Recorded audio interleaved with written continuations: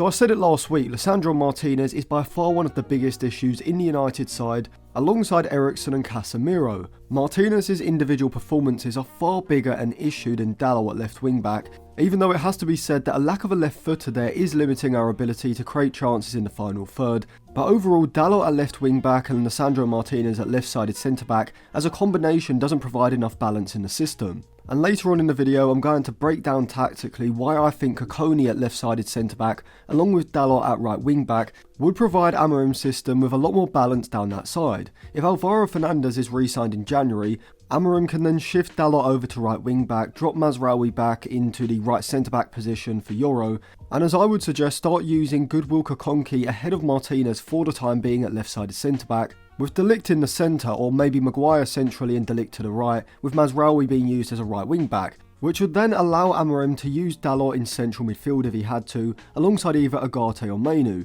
if either one of them was injured, as I genuinely can't see how Dalot can be a worse option than either Casemiro or Eriksen, because at least he has the athleticism to cover the ground needed in central midfield, whilst also having the press resistance and ball carrying ability that both Eriksen and Casemiro lack. He's certainly not the answer long term, or even when both Agate and Mainu are fit, but if one of those two are missing and Amorim doesn't want to drop Bruno Fernandes into that double pivot, I'd much rather see Dalot in central midfield and Antony at left wing back, than either Casemiro or Eriksen centrally and Dalot at left wing back. But it's not just that. I actually would also consider starting Goodwill Kukonki ahead of Lisandro Martinez as the left-sided centre-back against Liverpool on Sunday. As whilst it's certainly not ideal to hand a 16-year-old centre-back his debut away at Anfield, I'm actually more frightened of Martinez against Salah than I would be with Kukonki against Salah. We saw last season with Camboala on the right side that just because it's a big game doesn't mean a young player can't perform, and I am going to break down what exactly the benefits would be of using Kukonki there over Martinez in just a bit, but before that, a quick reminder, I do have an in-game Instagram group chat, which you can sign up to on my Patreon.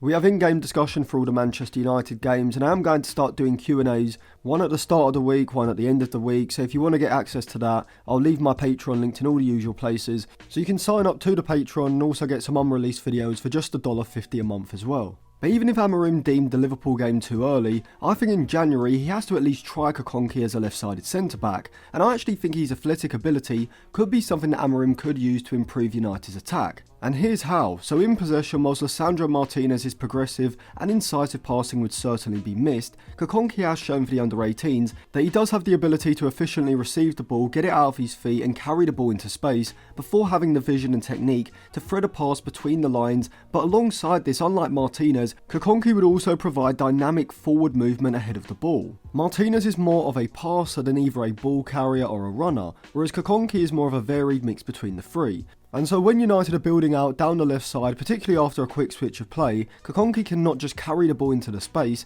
but from here he can look for a pass and then continue his forward movement, looking to make a run ahead of the ball, getting in behind the back line, either on the outside or the inside of the fullback, from where United can look to use a deeper movement of either Bruno or Xerxes to create that space to then release Kukonki in behind. I made an analysis video on Kukonki a few weeks back, so I'll leave that linked in all the usual places, and in that video I compared him stylistically to Alessandro Bastoni, and this type of pattern of play and movement is just one example as to why. And especially with Dalot being used as a left wing back, I think Kukonki's athletic forward running would provide necessary balance in the possession system, enabling Dalot to hold a deeper position on the flank so that he can receive the ball to feet before then finding a progressive pass, with Kukonki on his inside taking the burden of getting in behind down the left side for United to try to release him in behind instead of Dalot. And this would suit Dalot a lot more than the overlapping role that he's currently being asked to play, because not only in possession would he be holding a deeper position to allow him to get onto the ball more often where he excels, but this would also provide the defensive security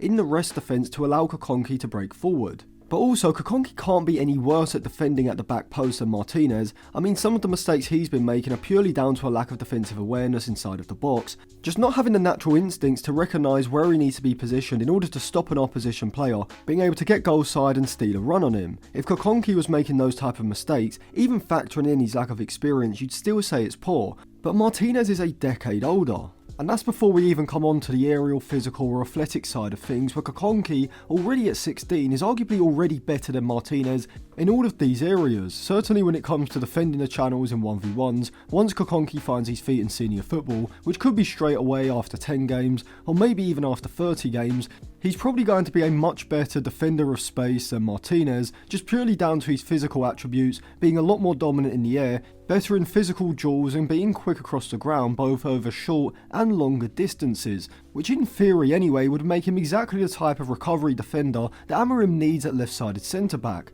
Oyedele and Alvaro Fernandez would have been perfect to come into the side at the moment, but unless we re-sign Fernandez this month, I think Amorim has to go with Dalot if Mainoo and or Agate aren't available, as well as Kukonki behind him, or if not, use a left footer like Anthony or Harry Amas at left wing-back. For balance purposes, I think if Amorim is going to use Lisandro Martinez as the left-sided centre-back who is stylistically more of a passer, not a ball carrier or a runner, then he has to use one of Amas or Anthony at left wing-back. Because unlike Dalot, either of those two would provide the necessary overlapping and forward movement down the left side, being able to get into crossing positions on their left foot. However, with Kukonki at left-sided centre-back, I think this would then enable Amorim to use Dalot in a deeper role, still in that left wing-back position, just in a slightly different role to either Anthony or Amas, being more of a progressive passer in the side from a wide position in the defensive third before moving in field slightly into a wide position in a back three, the same area where we usually see Lisandro Martinez, which would then enable Kukonki to be the player to push further forward,